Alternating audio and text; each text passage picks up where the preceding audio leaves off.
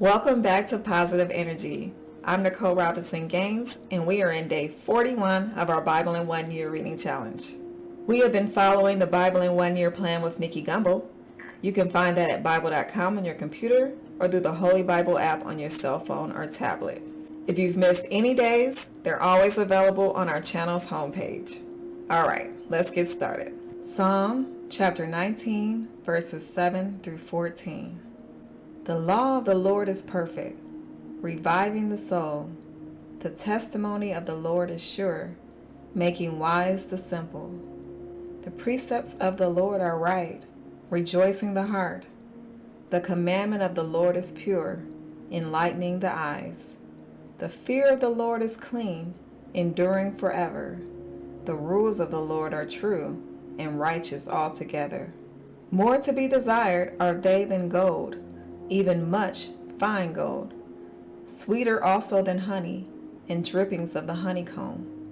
Moreover, by them is your servant warned. In keeping them there is great reward. Who can discern his errors? Declare me innocent from hidden faults. Keep back your servant also from presumptuous sins. Let them not have dominion over me. Then I shall be blameless and innocent of great transgression. Let the words of my mouth and the meditation of my heart be acceptable in your sight, O Lord, my rock and my redeemer. Matthew chapter 26, verses 47 through 68. While he was still speaking, Judas came, one of the 12, and with him a great crowd with swords and clubs from the chief priests and the elders of the people. Now the betrayer had given them a sign, saying, "The one I will kiss is the man. Seize him." And he came up to Jesus at once and said, "Greetings, Rabbi." And he kissed him. And Jesus said to him, "Friend, do what you came to do." Then they came up and laid hands on Jesus and seized him. And behold, one of those who were with Jesus stretched out his hand and drew his sword and struck the servant of the high priest and cut off his ear. Then Jesus said to him, "Put your sword back into its place, for all who take the sword will perish by the sword. Do you think that I cannot appeal to my Father, and he will at once send me more than 12 legions of angels? But how then should the scriptures be fulfilled, that it must be so?" At that hour Jesus said to the crowds, "Have you come out as against a robber, with swords and clubs to capture me? Day after day I sat in the temple teaching, and you did not seize me. But all this has taken place that the scriptures of the prophets might be fulfilled." Then all the disciples left him and fled. Then all who had seized him led him to Caiaphas the high priest, where the scribes and the elders had gathered. And Peter was following him at a distance, as far as the courtyard of the high priest. And going inside, he sat with the guards to see the end. Now the chief priests and the whole council were seeking false testimony against Jesus, that they might put him to death, but they found none, though many false witnesses came forward.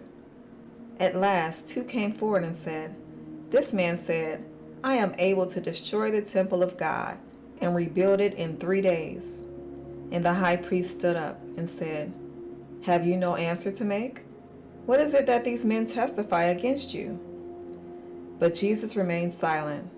And the high priest said to him, "I adjure you by the living God, tell us if you are the Christ, the Son of God." And Jesus said to him, "You have said so.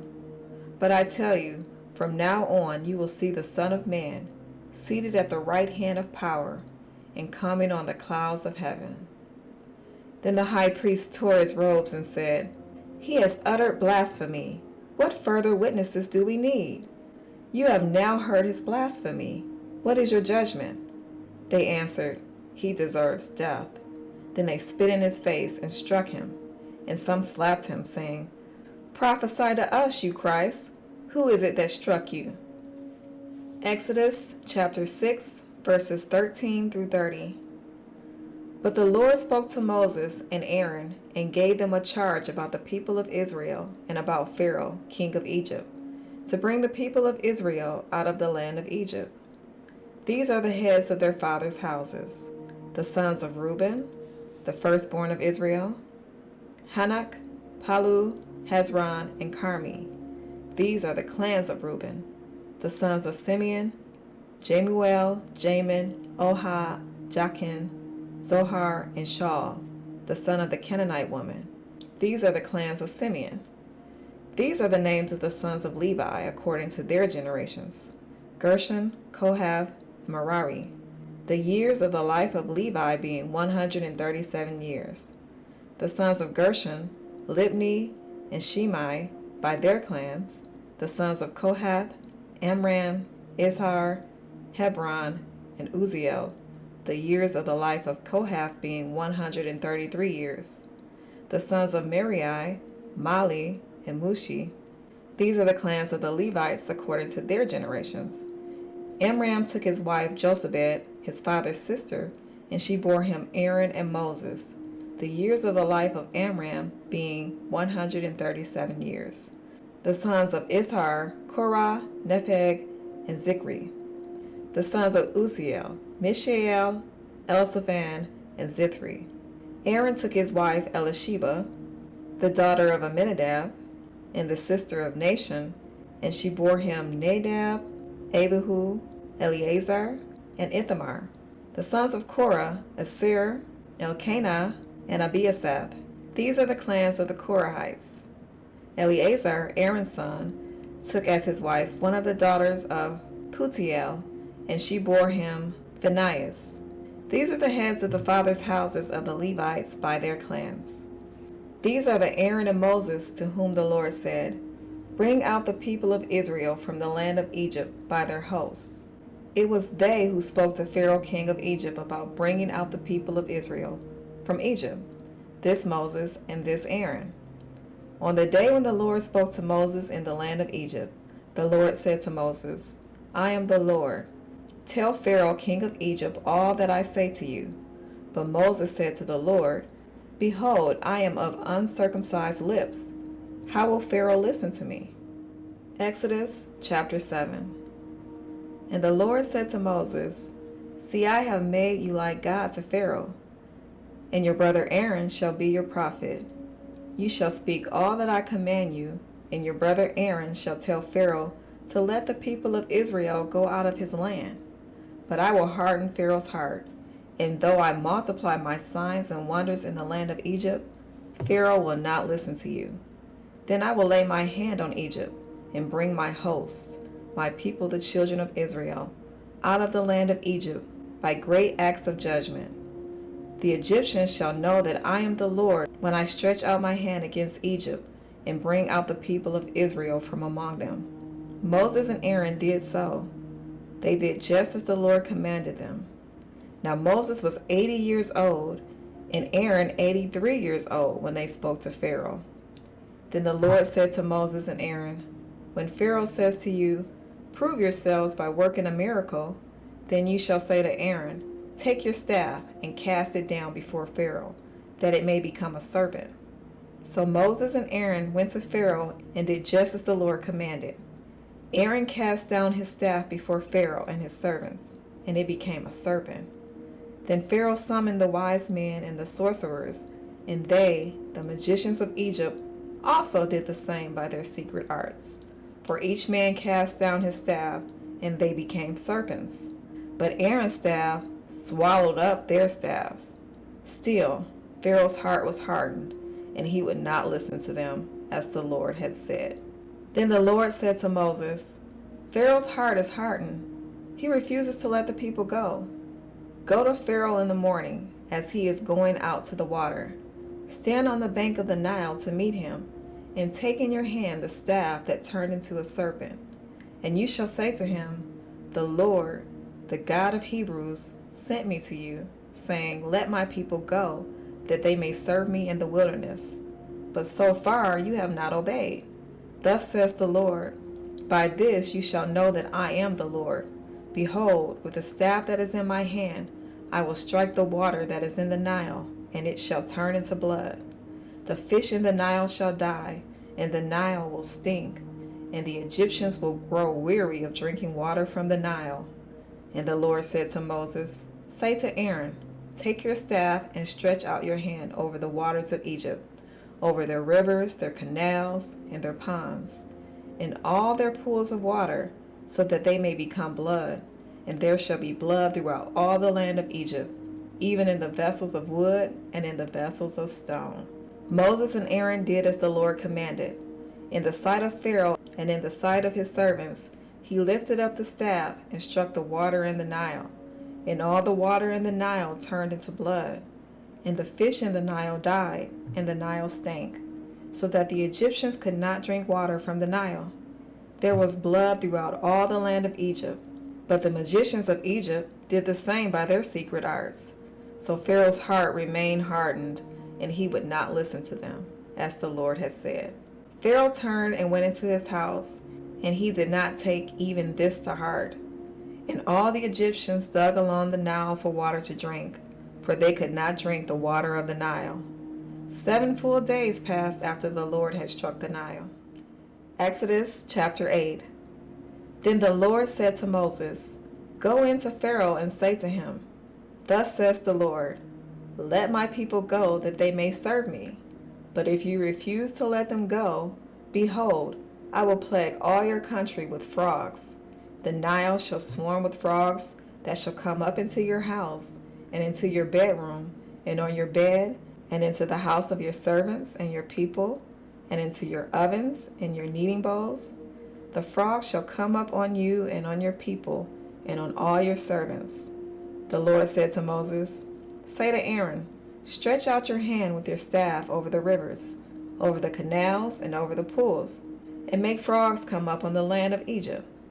So Aaron stretched out his hand over the waters of Egypt, and the frogs came up and covered the land of Egypt. But the magicians did the same by their secret arts, and made frogs come up on the land of Egypt. Then Pharaoh called Moses and Aaron and said, "Plead with the Lord to take away the frogs from me and from my people, and I will let the people go to sacrifice to the Lord."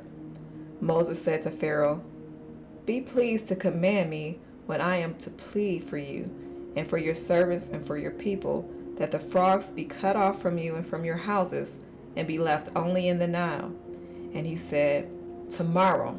Moses said, "Be it as you say, so that you may know that there is no one like the Lord our God. The frogs shall go away from you and your houses and your servants and your people. They shall be left only in the Nile." So Moses and Aaron went out from Pharaoh, and Moses cried to the Lord about the frogs, as he had agreed with Pharaoh. And the Lord did according to the word of Moses. The frogs died out in the houses, the courtyards, and the fields, and they gathered them together in heaps, and the land stank. But when Pharaoh saw that there was a respite, he hardened his heart and would not listen to them, as the Lord had said. Then the Lord said to Moses, "Say to Aaron, stretch out your staff and strike the dust of the earth, so that it may become gnats in all the land of Egypt." And they did so. Aaron stretched out his hand with his staff and struck the dust of the earth, and there were gnats on man and beast. All the dust of the earth became gnats in all the land of Egypt. The magicians tried by their secret arts to produce gnats, but they could not. So there were gnats on man and beast.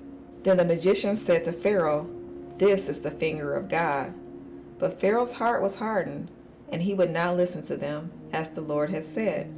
Then the Lord said to Moses, "Rise up early in the morning and present yourself to Pharaoh, as he goes out to the water, and say to him, 'Thus says the Lord, let my people go that they may serve me. Or else, if you will not let my people go, behold, I will send swarms of flies on you and your servants and your people, and into your houses. And the houses of the Egyptians shall be filled with swarms of flies, and also the ground on which they stand. But on that day I will set apart the land of Goshen, where my people dwell, so that no swarms of flies shall be there, that you may know that I am the Lord in the midst of the earth. Thus I will put a division between my people and your people. Tomorrow this sign shall happen." And the Lord did so. There came great swarms of flies into the house of Pharaoh and into his servants' houses. Throughout all the land of Egypt the land was ruined by swarms of flies. Then Pharaoh called Moses and Aaron and said, "Go, Sacrifice to your God within the land. But Moses said, it would not be right to do so, for the offerings we shall sacrifice to the Lord our God are an abomination to the Egyptians. If we sacrifice offerings abominable to the Egyptians before their eyes, will they not stone us? We must go 3 days' journey into the wilderness and sacrifice to the Lord our God as he tells us. So Pharaoh said, I will let you go to sacrifice to the Lord your God in the wilderness.